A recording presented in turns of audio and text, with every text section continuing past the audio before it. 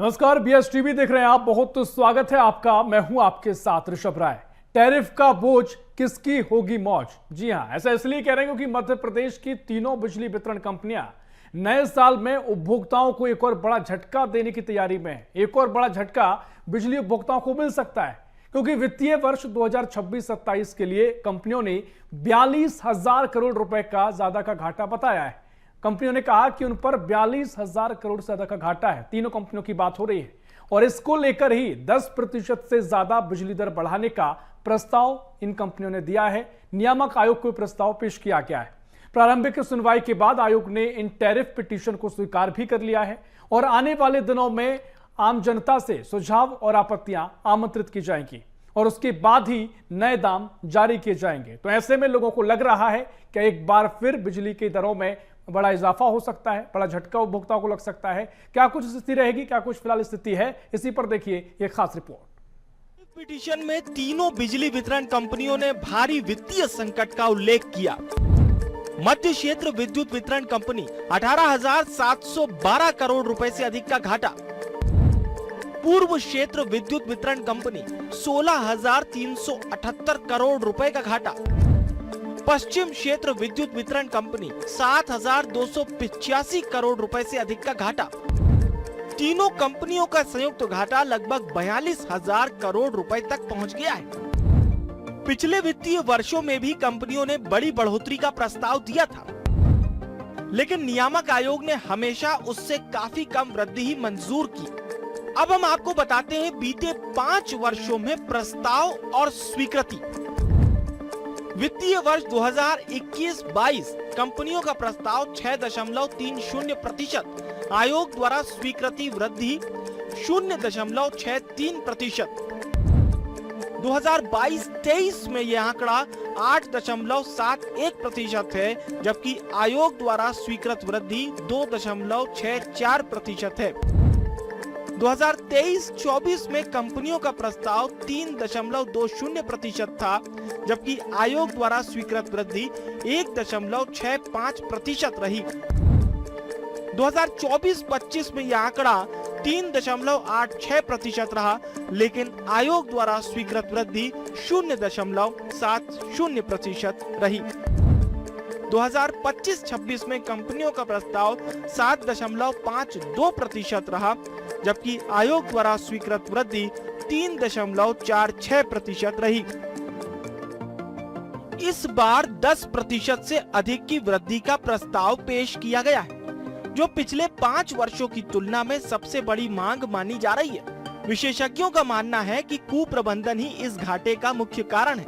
बिजली क्षेत्र से जुड़े जानकारों का कहना है कि लाइन लॉस, बिल वसूली में गड़बड़ी, फील्ड स्तर पर कमजोर प्रबंधन और अनाप शनाप दरों पर बिजली खरीदी भी इस समस्या की मुख्य वजह है, जिन कारणों से बिजली कंपनियों पर घाटा लगातार बढ़ रहा है। विशेषज्ञों का कहना है कि यदि कंपनियां अपने आंतरिक व्यवस्थापन में सुधार लाती तो इतनी बड़ी वृद्धि की आवश्यकता नहीं पड़ती। जानकारों ने उदाहरण देते हुए बताया कि उत्तर प्रदेश, छत्तीसगढ़, दिल्ली और महाराष्ट्र जैसे पड़ोसी राज्यों में लंबे समय से बिजली दरों में कोई महत्वपूर्ण बढ़ोतरी नहीं की गई है। ऐसे में मध्य प्रदेश में बार बार बढ़ती दरें उपभोक्ताओं के लिए भारी चिंता का विषय बन गई हैं। ये वृद्धि लगभग 75 पैसे प्रति यूनिट प्रस्तावित की है एवरेज में, मगर जहां तक पता लगा है कई उद्योगों के लिए इनने करीब 1.5 रुपए यूनिट तक वृद्धि प्रस्तावित की है। इसके अलावा वहीं किलोवाट से केवीए का जो पहले भी इनने किया, स्वीकृत किया जा चुका है, पुनः प्रस्तावित किया है, जो कि गंभीर अनियमितताओं की ओर ही ध्यान दिलाता है। आपत्ति प्रेषित करने का तो ध्यान में देंगे, मगर आम जनता को इस पर आपत्ति जरूर करना चाहिए तथा इनके अनाप शनाप खर्चों पर अंकुश लगाने की सरकार से मांग करना चाहिए। नियामक आयोग आने वाले दिनों में सार्वजनिक सुनवाई आयोजित करेगा। आम उपभोक्ता संस्थाएं और जनप्रतिनिधि अपनी आपत्तियां और सुझाव पेश कर सकेंगे। इसके बाद ही आयोग अंतिम टैरिफ आदेश जारी करेगा। बीएस टीवी के लिए जबलपुर से प्रतीक मोहन अवस्थी की रिपोर्ट। तो ये रिपोर्ट आपने देखी और इस रिपोर्ट के जरिए समझा क्या था आंकड़ों का खेल। लेकिन एक बात यहां पर प्रतीत हो रही है कि भाई साहब आगे चलकर जो बिजली की दर है वो और ज्यादा बढ़ सकती हैं।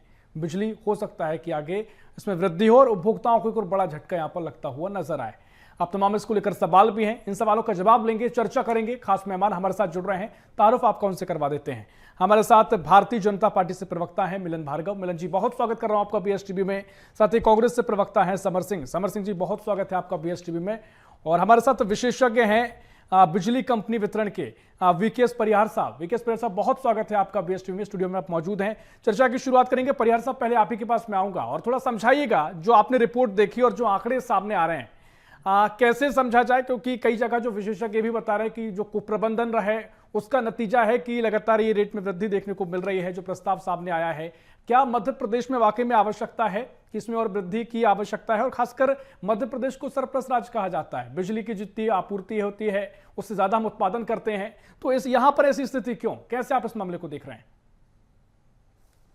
उत्पादन, बिल्कुल ये सही बात है कि मध्य प्रदेश में सरप्लस बिजली है।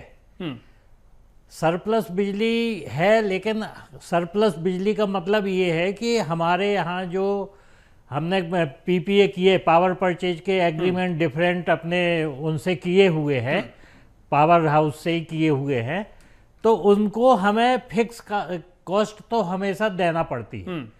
सरप्लस बिजली का मतलब ये है कि हमारे पास अवेलेबल है, हम पहले अपनी जनता को देते हैं, उसके बाद जो भी बिजली बचती है वो हम अदर स्टेट को भी देते हैं और जहाँ भी मांग होती है वहाँ पे भी हम देते हैं। तो सरप्लस बिजली को होने के कारण ये नहीं कह सकते हम कि हमारे पास खर्चे उसके कम, क्योंकि हमें उसका अमाउंट जो भी है फिक्स चार्ज हमें हमेशा देना पड़ता है। उसको मीट आउट करने के लिए ये टैरिफ में एक्चुअल में वृद्धि होती है। और जैसा कि नियामक आयोग में हर साल हम पिटीशन दायर करते हैं और अपने खर्चे देखते हैं और आगे की डिमांड को हम प्रोजेक्ट करते हैं कि हमारे यहाँ इतनी बिजली की खपत होगी आगे, और उसके हिसाब से हमारे कितने खर्चे आएंगे, उसके हिसाब से ही हम उसको ऐसा निकालते हैं कि हमें इतने प्रतिशत की वृद्धि करना पड़ेगी, तभी हम इसको। लेकिन परिहार साहब, कई जगह कह रहे हैं कि कुप्रबंधन जो हुआ है उसके चलते भी शायद ऐसी स्थितियां बनती हैं, क्या एक वजह मानते हैं आप? जहाँ तक कुछ हद तक हम इसको मानते हैं कि पिछले कई सालों से हमारे यहाँ जो रेगुलर भर्ती स्टाफ की होना चाहिए और वो नहीं हो पाई। इसके कारण जो हमारे यहाँ कुप्रबंधन कह लें कि हमारे यहाँ जो वसूली होना चाहिए गांव से या शहरों से, उसमें कहीं ना कहीं कमी रही है, तो ये कुप्रबंधन है। लेकिन आज हम ये कह सकते हैं कि माननीय मुख्यमंत्री जी ने अभी 50,000 पोस्ट यहाँ पे सैंक्शन की है तीनों वितरण कंपनियों को। यदि रेगुलर भर्ती होती है तो हो सकता है कि प्रबंधन और अच्छी तरीके से कार्य कर सके। ठीक है, महत्वपूर्ण बात आपने कही। चर्चा को आगे बढ़ाएंगे। मिलन भार्गव जी, आपके पास मैं आ रहा हूं। आज इस तरीके से स्थितियां बनी हैं, कहीं ना कहीं कांग्रेस भी तमाम चीजों को लेकर तर्क देगी और कांग्रेस ने भी तमाम तौर पर कहा भी है, और जो विशेषज्ञों का भी कहना है कि कुप्रबंधन एक बड़ी वजह है, जो वसूली होना चाहिए वो नहीं हो पाती है। लेकिन जो लोग सुन रहे हैं इस डिबेट को, जो महत्वपूर्ण डिबेट है, क्या आप उनको बताएंगे, क्या उनको झटका लगेगा उपभोक्ताओं को? और तर्क कई बार ये दिए जाते हैं कि आपके जो पड़ोसी राज्य हैं, उत्तर प्रदेश है, छत्तीसगढ़ है, दिल्ली है, महाराष्ट्र है, यहाँ पर बहुत टाइम से इतनी वृद्धि देखी नहीं गई है, लेकिन मध्य प्रदेश में बार बार वृद्धि होती है। जो ऐसे में कई सवाल इसको लेकर देखने को मिलते हैं। कैसे आप समझाएंगे, क्या स्थिति मध्य प्रदेश में बिजली को लेकर है? देखिए ऋषभ जी, बड़ी ही जिम्मेदारी पार्टी के प्रवक्ता होने के नाते, और हमारी सरकार, हमारी पार्टी की सरकार है, तो बड़ी जिम्मेदारी के साथ कोई भी चर्चा के बाद उसके सार पे जाते हैं। लेकिन आपने यदि सार की शुरुआत कर दी कि सार से ही अब सार कर चर्चा को ले जाए, तो प्रथमता मैं आपको कह दूं, ये वृद्धि का प्रस्ताव मात्र है, ना ही सरकार इस दिशा में आगे बढ़ रही है। और चूंकि इसका फैसला आयोग को लेना है, तो आपत्तियां आने के बाद आपने अभी चूंकि पैकेज में दिखाया है कितने प्रस्ताव आए और कितनी बढ़ोतरी हुई, तो आपने देखा कि मामूली रूप से हमेशा बढ़ोतरी की, ताकि जनता पर कभी भार ना आए। सरकार हमेशा जनता के हित में खड़ी रही। इस बार हो या आने वाले समय में कभी भी इस प्रकार की घटना हो, तो आप इतना मानिएगा ऋषभ जी, मध्य प्रदेश की ये डॉक्टर मोहन यादव जी की सरकार कभी भी जनता पर भार नहीं आ देगी। और ऐसे प्रबंधन के आधार पर हम आगे बढ़े हैं। हम 24 घंटे यदि बिजली दे रहे हैं, सरप्लस वाले राज्य बने हैं, तो ये अच्छे प्रबंधन के ही नतीजे हैं। हम इतना कह दें कि कुप्रबंधन है, हो सकता है बहुत सारी कमियां हो सकती हैं अलग अलग ढंग से, अलग लोगों की दृष्टि में, तो निश्चित रूप से उस पर सुधार करना चाहिए। मीडिया यदि हमको कोई कमियां गिना रहा है तो हम निश्चित रूप से उसको सुधार करने की गुंजाइश रखते हुए आगे बढ़ेंगे, लेकिन ये प्रस्ताव मात्र है, ना ही ये प्रतिशत रूप में बढ़ेगी, ना ही जनता पर बाहर आएगा। और दूसरी बात, जो विपक्षी दल इस प्रकार के आरोप लगा रहे हैं, जरा उनसे पूछ तो लीजिए 2003 के पहले मध्य प्रदेश के क्या हालत थे ऋषभ जी। हम जैसे छात्र जब स्कूलों में पढ़ते थे चिमनी लेकर बैठते थे, लैंप में पढ़ाई करते थे, क्योंकि हमें मालूम था ना लाइट आएगी। अब जब बिजली भी है तो इस प्रकार की बातें करना आसान है, लेकिन जो लोग ये आरोप लगा रहे हैं उनसे पूछ तो लीजिए कर्नाटक में क्या हाल है, केरल में क्या हाल है, हिमाचल में क्या हाल है। ना 24 घंटे वहां बिजली दे पा रहा हूं। बिजली दरों की जहां तक बात है तो केरल में तो 8 रुपए प्रति यूनिट तक लिया जा रहा है, और मध्य प्रदेश जो सबसे सस्ती बिजली दर पर दे रहा है, चाहे वो किसी भी सेक्टर में हो, देश का अग्रणी राज्य है। जो ठीक है, आपके तर्क महत्वपूर्ण है, और मुझे लगता है कि इसी लिहाज से, क्योंकि जो लोग अगर देख रहे हैं, सबको कहीं ना कहीं ये लोगों से जुड़ा हुआ मसला है। लोग उपभोक्ता जो भी हैं समझते हैं कि बिजली की अगर दर बढ़ रही है तो क्यों बढ़ रही है, जानकारी होना भी चाहिए, और कुछ अगर उनको सस्ता मिल भी रहा है, कई राज्यों में और हालात हैं, तो इस बात का भी नॉलेज उनको होना चाहिए। तो महत्वपूर्ण विषयों पर, बिंदुओं पर चर्चा की जा सकती है। समर सिंह जी, आपने पूरी बातों को सुना मिलन भार्गव जी की, और जिस तरीके से स्थिति बनी है, जो प्रस्ताव देखने को मिला है, वो कह रहे हैं कि प्रस्ताव मात्र है, 10% वृद्धि की मांग की गई है, लेकिन ये पूरी 10% ही हो ऐसा नहीं होता है। हर बार जो प्रस्ताव आता है उससे बहुत कम वृद्धि देखने को मिलती है। पिछले कुछ 4-5 सालों के जो आंकड़े हैं, लास्ट ईयर जो 7.52% का बढ़ोतरी का प्रस्ताव दिया गया था, उसमें भी 3.46% बढ़ोतरी देखने को मिली थी, प्रस्ताव पास हुआ था। तो ऐसे में क्या इसको लेकर कांग्रेस क्या सोचती है, और बिजली को लेकर क्या हालात विपक्ष के नाते मध्य प्रदेश में देख रहे हैं? जी, भारतीय जनता पार्टी के विद्वान प्रवक्ता महोदय ने जिस प्रकार से बात कही कि उनके छात्र जीवन में उनको चिमनी लेके बैठना पड़ता था, ये तो बहुत हाइपोथेटिकल एक सिनेरियो क्रिएट कर दिया जनता के सामने। जो नए युवा हैं, जो 2003 के बाद में आए हैं इस दुनिया में, और जब वो युवा हो रहे हैं, उनके सामने इस प्रकार की झूठी कहानी और झूठी तस्वीर कांग्रेस की रखी जा रही है। इतना भी नहीं था। ये बात जरूर है कि बिजली की कमी थी, लेकिन इतनी कमी नहीं थी मिलन भार्गव जी कि आपको चिमनी लेके पढ़ना पड़े, या तो आप दिन में नहीं पढ़ते होंगे। दूसरी बात यह है कि भारतीय जनता पार्टी की सरकार ने चौतरफा लूट मचा रखी है मध्य प्रदेश में। 1250 रुपए बहनों के को देकर जीजाओं की जेब किस किस प्रकार से लूटी जा सकती है, उसका पूरा प्रबंधन कर रखा है। जहां तक बात बिजली की करे, अरे गुना के अंदर, देवास के अंदर, उज्जैन में, इंदौर में एक झोपड़ी जिसके अंदर एक बल्ब और एक जो है ट्यूबलाइट है, उसके जो है 8-8 हजार रुपए बिल आ रहे हैं, और ये कह रहे हैं कि जो है घाटे में है। हम वो बिजली खरीद रहे हैं जिसका हम उपयोग नहीं कर रहे हैं। हमने 4000 मेगावाट बिजली का जो है अनुबंध कर रखा है कंपनी से, जो कि 5 रुपए 83 पैसे प्रति यूनिट के हिसाब से हम खरीद रहे हैं, जिसका हम उपयोग नहीं कर पा रहे हैं। जब हमारी सरकार, जो 15 महीने की सरकार आई थी, तो हमने इसीलिए 100 यूनिट बिजली माफ करी थी, क्योंकि खरीदना तो है, पैसे तो देना ही होंगे। तो हमने इस प्रकार से वहां पर व्यवस्था करी थी। तो ये बात झूठी है। मध्य प्रदेश की सरकार पहले, जो आपको याद हो, अभी उन्होंने स्मार्ट मीटर जो है, सिम वाले मीटर, उनको बंद करा है, क्योंकि जो लोगों का इस प्रकार से उसका विरोध था। आपने देखा कि लोगों के 72 लाख रुपए के बिजली के बिल आ रहे थे। तो उसके विरोध के बाद में जब अब जेब काटने में वहां पर असफल हो गए, तो ये जेब कतरी पार्टी, ये जेब कतरे लोग जेब कतरने के नए तरीके लेकर आए हैं, इस प्रकार से नए विधेयक पास करके कि हमको जो बढ़ोतरी की आवश्यकता है, जिस तरीके से कहा गया कि और राज्यों को भी अगर तुलना कर लीजिए, कई राज्यों में बिजली जिस तरीके से रेट में बढ़ोतरी है वहां पर, या कई जगह से बेहतर मध्य प्रदेश अगर है, तो ये स्थिति आप देखते हैं? देखिए, युगांडा के अंदर तो और भी बुरी स्थिति है, और मध्य प्रदेश की अगर बात करें तो भारतीय जनता पार्टी के बिहार में उससे बुरी स्थिति है। तो आपको क्या अपने निम्नतर स्तर के ऊपर जाना है? विदेश में जहां पर सबसे कम बिजली है, सबसे जो कम बिजली मिलती है, बहुत ज्यादा यूनिट बिजली की वो, तो उस पर अगर आपको बहस करनी है, और अगर उस प्रकार से आपको अपने प्रदेश का आकलन करना है, तो वैसे कर लीजिए। दूसरी बात मेरी बात पूरी नहीं हो पाई थी कि इन्होंने स्मार्ट मीटर का जो राग अलापना बंद करा, क्योंकि जनता का इतना विरोध था इसके ऊपर। उसके बाद में इन्होंने जेब काटने का नया तरीका ढूंढा है। अब आप मुझे बताइए कि जिस यहाँ पर मध्य प्रदेश के अंदर 2 दिन पहले एक अखबार के अंदर प्रकाशित खबर के अनुसार अगर आपको बताऊं, तो बड़े बड़े इंडस्ट्रियलिस्ट लोगों के करोड़ों रुपए के जो बिजली के बिल जो है बकाया है, वो माफ किए जा रहे हैं, उनको औने पौने दामों पर उसको सेटल किया जा रहा है। और जो पैसा वसूला जा रहा है वो गरीब जनता से वसूला जा रहा है। ये चोर पार्टी है, ये जेब कतरी पार्टी है। गरीब मध्य प्रदेश की गरीब जनता को कैसे निचोड़ा जाए, इस पर मिलन भार्गव जी से प्रतिक्रिया लेंगे, लेकिन पहले परिहार साहब आपके पास मैं आ रहा हूं।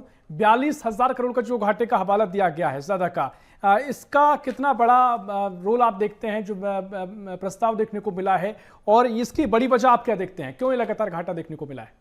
42,000 करोड़ का जो घाटा दिखाया गया है वो पिछले कितना पैसा आता है और कितना पैसा खर्च होता है उसके हिसाब से वो घाटा दिखाया जाता है। उसी की भरपाई के लिए ये हमेशा हर साल टैरिफ की पिटीशन दायर करके और उसमें नियामक आयोग उस घाटे की स्टडी करता है और इस स्टडी के उपरांत ही कितना हमें बढ़ाना है वो पूरी स्टडी करके ही उसको बढ़ाता है।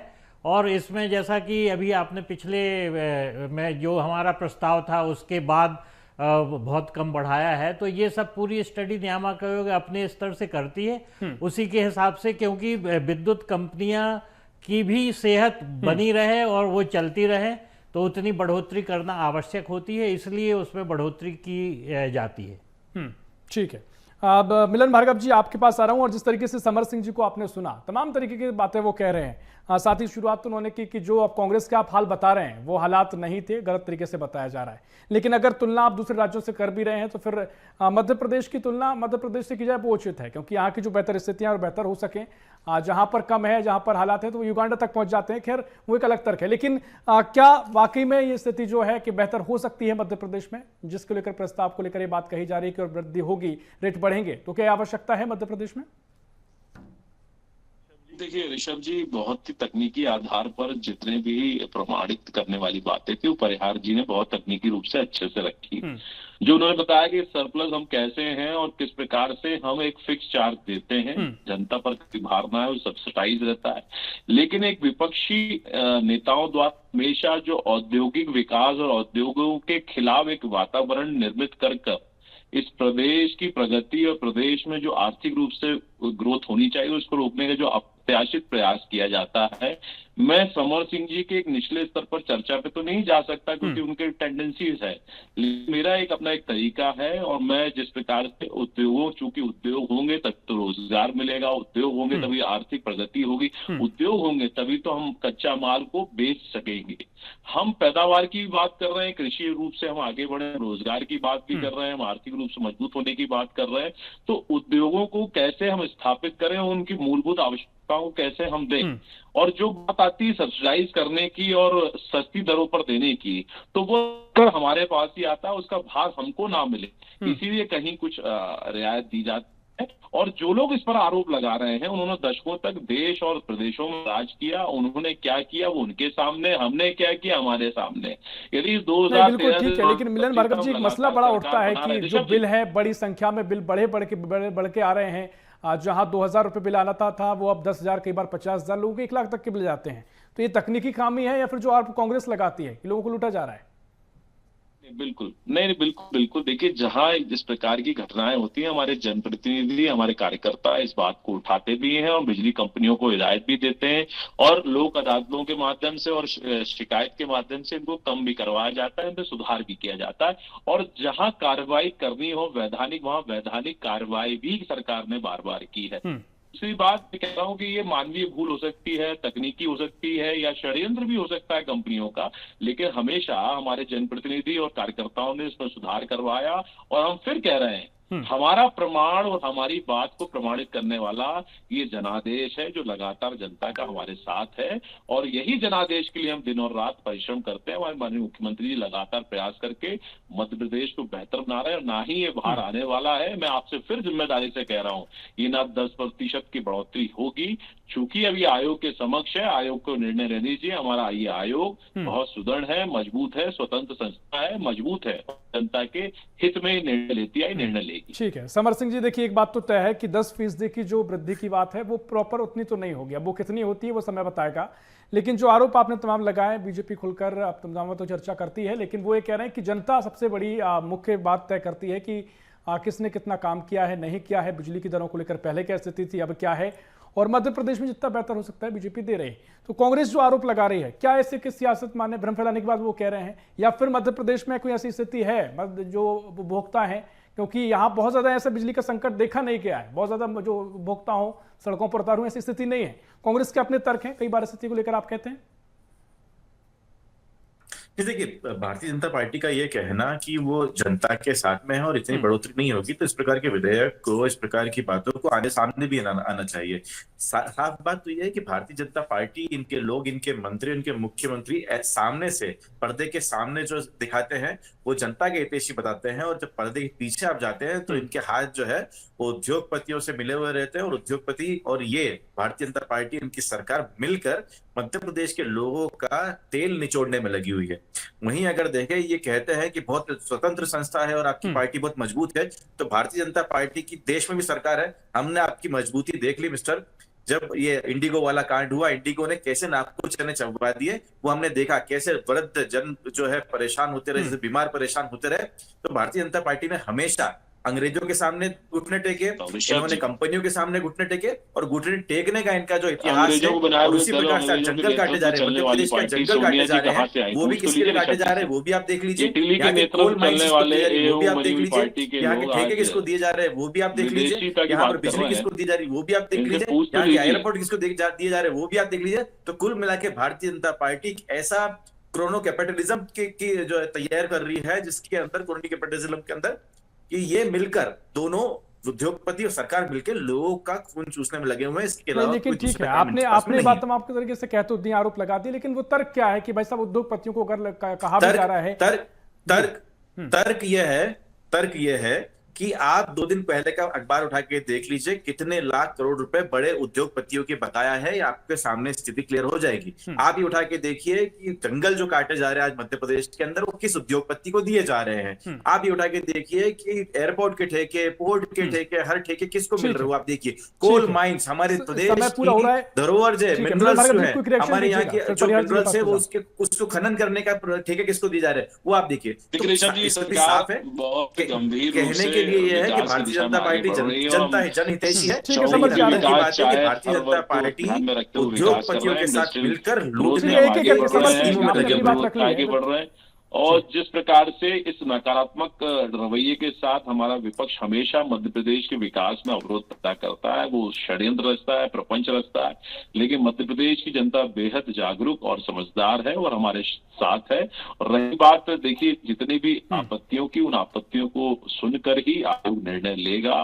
आप ये निश्चित मानकर चलिए, डॉक्टर मोहन यादव जी की ये सरकार कभी भी जनता के खिलाफ नहीं जाएगी और जनता के साथ रहकर उचित समय पर उचित निर्णय लेगी।